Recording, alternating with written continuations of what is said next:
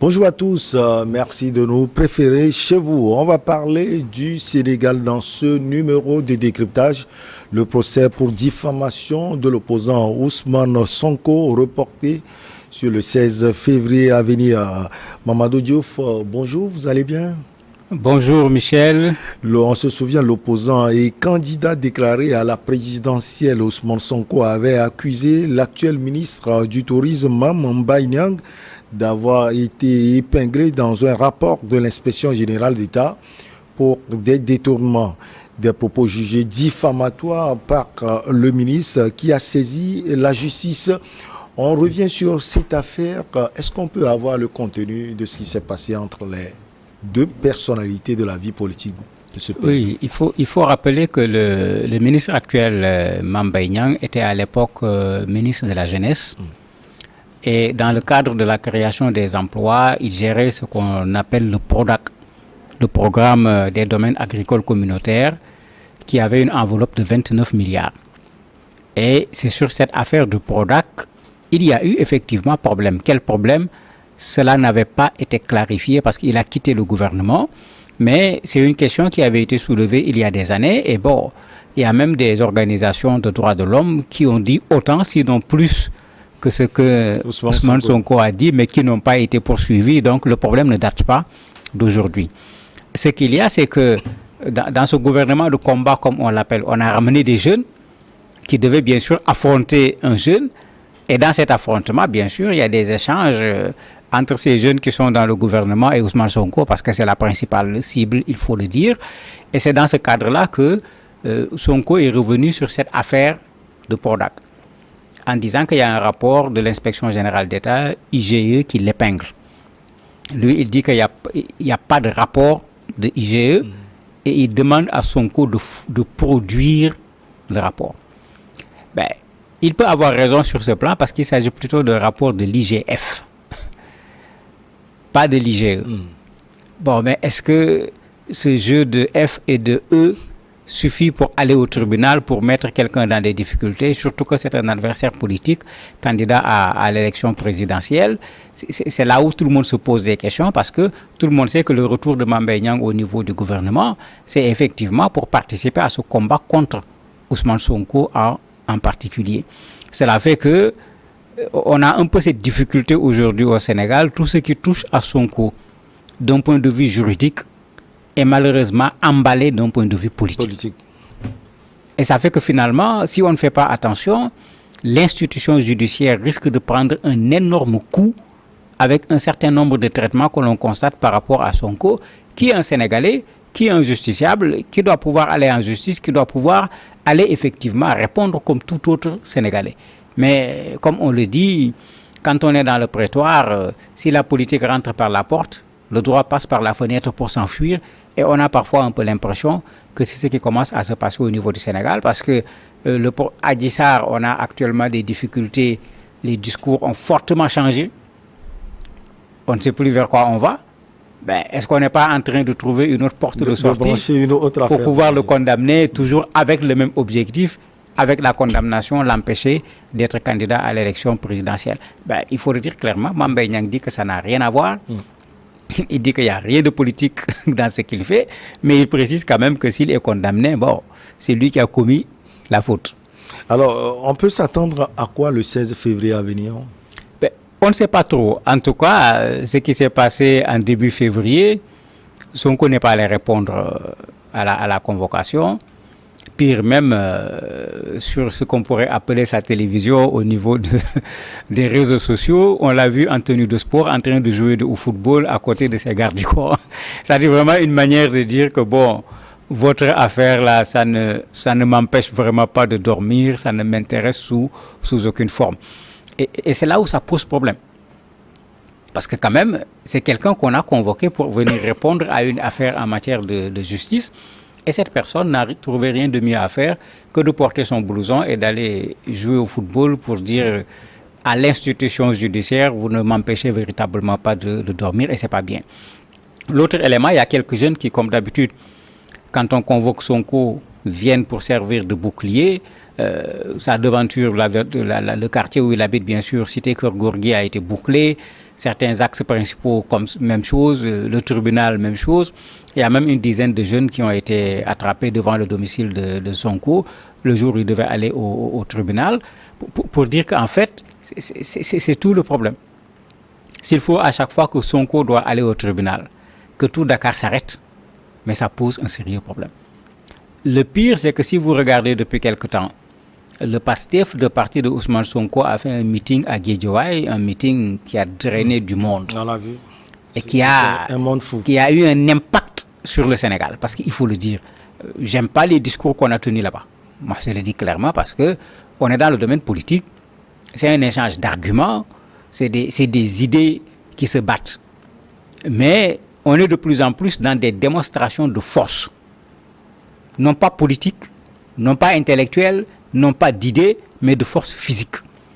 Et dans ce meeting, il y avait un peu cet aspect, nous sommes prêts au combat, nous sommes prêts à mourir. Et malheureusement, le gouvernement est en train également, avec certains de ses partisans, de répondre.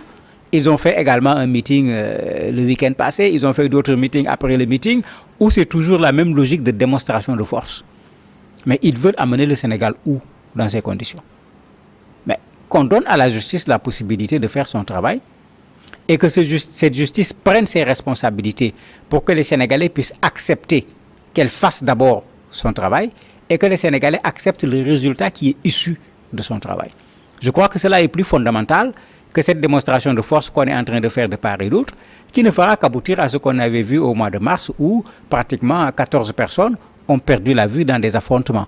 Est-ce que les gens considèrent qu'il faut revenir encore à ces affrontements pour qu'après qu'on nous dise mais non, il faut chercher encore à négocier et à éviter des difficultés? Non, il y a eu déjà trop de morts.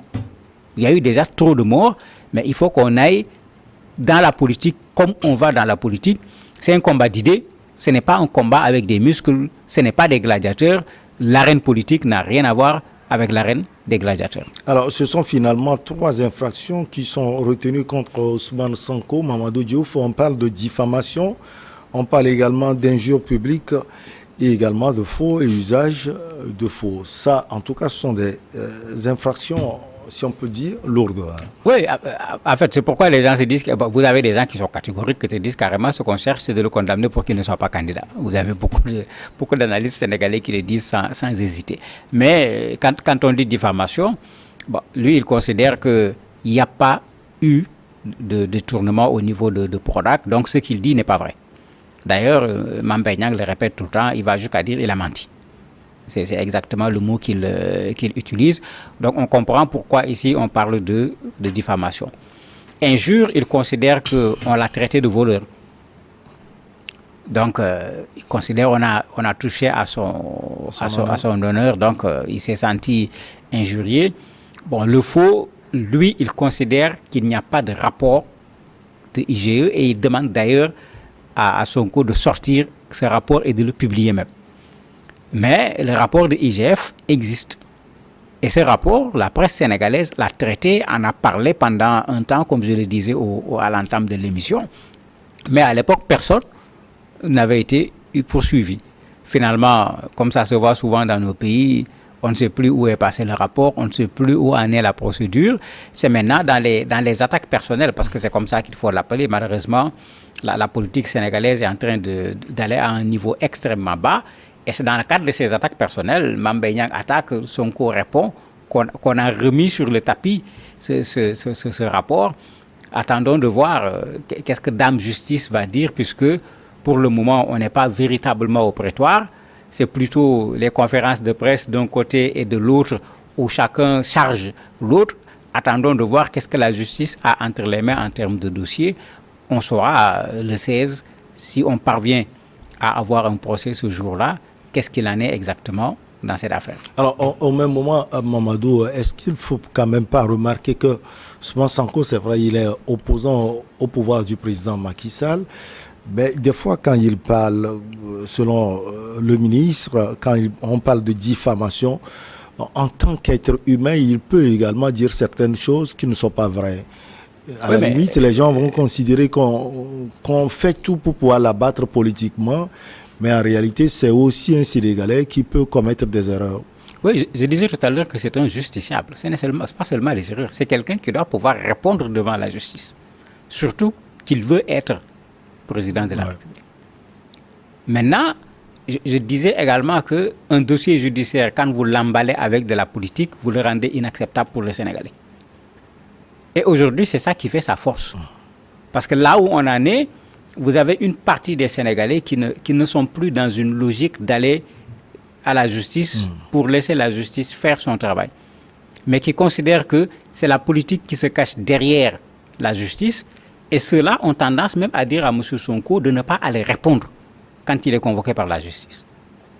Le meeting de Guédiawaye dont je parlais, mais à ce meeting, beaucoup de gens ont pris la parole pour lui dire de ne pas aller répondre, ni dans ce dossier, ni dans le dossier avec Adji Sarr. On considère que c'est déjà clos. C'est de la manipulation, ça n'a rien à voir avec de la justice, c'est politique.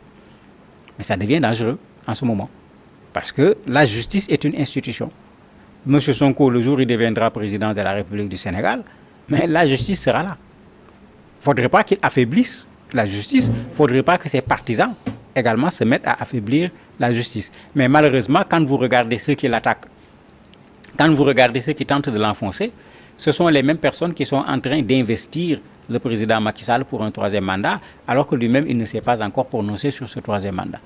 Et ça fait qu'effectivement, les gens considèrent qu'il y a de la politique dans cette affaire. On ne peut pas séparer les deux, comme le disent certains. Et c'est là où ça pose problème, parce que Sonko aurait dû répondre à la justice comme le fait tout citoyen. Mais quand on dit que ce n'est pas de la justice, c'est de la politique, mais on transfère la bagarre sur un autre terrain. Et c'est pourquoi je disais actuellement, dans ce terrain, la bagarre a commencé. Chacun fait ses meetings avec des démonstrations de force, avec un discours solide. Les gens de Sonko disent Sonko n'ira pas. Les gens du président disent s'il ne part pas, on ira le chercher chez lui. Sonko dit il a fait son testament. Les autres disent nous avons acheté notre linceul. Mais c'est quel discours politique ça? Ce n'est pas un discours politique. C'est un discours guerrier. Le Sénégal n'a pas besoin d'une guerre pour que quelqu'un devienne président ou que quelqu'un se maintienne au pouvoir. Ça n'a aucun sens.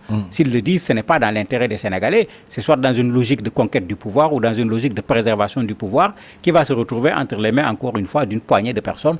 Il n'est pas évident que l'essentiel des Sénégalais vont pouvoir en profiter. Alors, présent au tribunal, Man Mbaye Niang assure de son côté qu'il n'y a rien de politique, comme vous l'aviez dit tout à l'heure, dans cette affaire. Ousmane Sonko m'a accusé publiquement.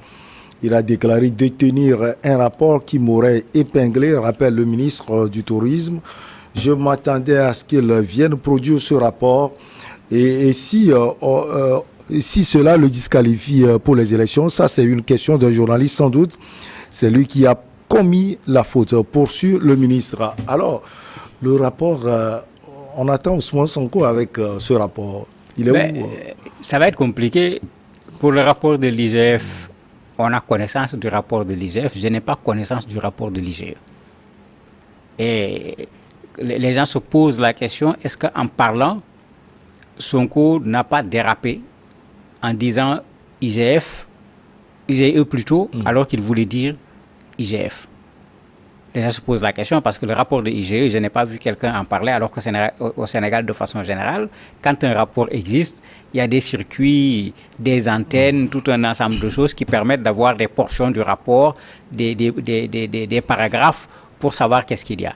Je n'ai pas connaissance de ce rapport de IGE.